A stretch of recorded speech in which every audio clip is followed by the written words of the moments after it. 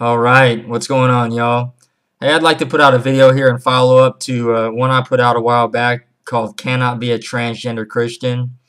There's something that troubles me about maintaining one's claim on Christianity while defending the transgender lifestyle. And in that video, I sought to, really point out that it's a work of the flesh, of selfish ambition, pride, envy at the root of this transgender sin in my life. That's what I've discerned it to be. But I do wonder, why does anyone need Christ if we can just live however we want? If morality is really defined based upon societal trends or upon what feels right to us at any given moment? I want to look at something in Matthew when Jesus was visiting and eating and fellowshipping with tax collectors and sinners. The Pharisees, the religious leaders of that day, came to Jesus and said to his disciples, "Why does your teacher eat with these sinners and tax collectors?" And when Jesus heard that in Matthew 9:12, he said to them, "Those who are well have no need of a physician, but those who are sick." And so Jesus didn't come to this world to just make us to have a better life, that we just lacked a little something. He came for people that were utterly broken, that were sick, that he goes on to say that I did not come to call the righteous, but sinners to repentance.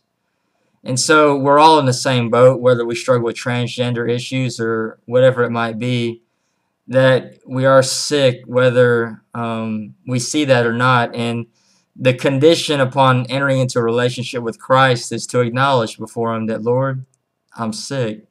I need help. In another place in the scriptures, he says that I came to seek that which was lost.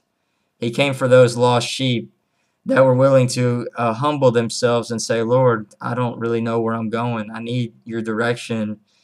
And so he looks down from heaven and he sees us who are so self-assured, so wrapped up in our own little worlds, that we have no need of anything except people to agree with us and to support us in our sin. And I myself, apart from his grace and his way of just breaking into a person's life, when he's a God that cares and loves us, and he's not going to let his own wander off into darkness without being corrected. And so I just put this out because I believe that there are many of God's children who have believed upon God, upon his Son, and have decided to go after error because for whatever reason. But then you end up in a place where you're no longer sick. You no longer have a problem. The sin is no longer really that big of an issue.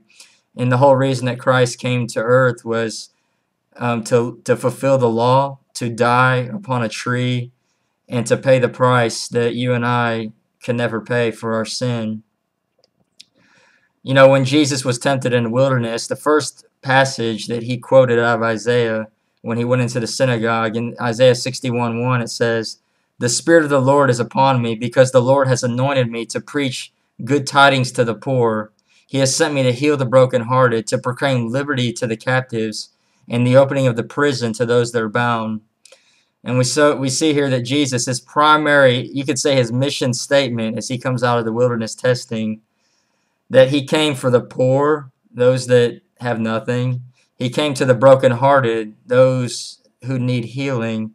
He came to proclaim liberty, those who are in bondage.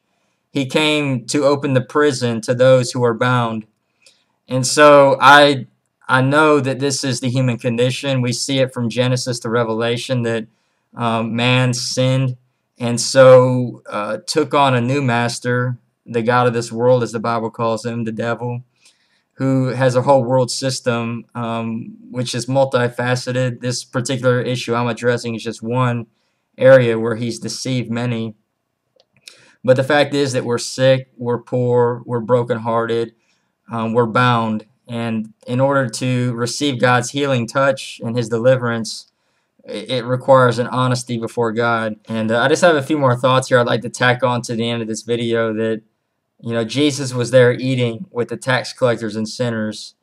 That the Pharisees looked on with a self-righteous indignation.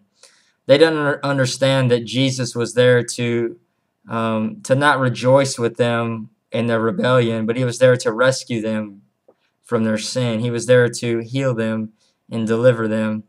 And the Pharisees forfeited that in their own lives because they didn't see anything wrong with them and their standing before God. And I do see some parallels between that and the transgender community that seeks to condone transgender sin, that seeks to celebrate it and sees no wrong in it, and even uses God to promote that way of living. And I know that I'm a man that's sick, that needs God's touch, and I'm one who has I'm very thankful that He has touched me, that He has shown me that there is a better way to living, that with Him all things are possible, and I just put out these videos to seek to share that with others, that there might be others out there that might want to seek God for such a touch from heaven. And I'm willing to walk with any of you out there that want to do that. And I encourage you to message me, and look forward to hearing from you. May the Lord bless you. Bye-bye.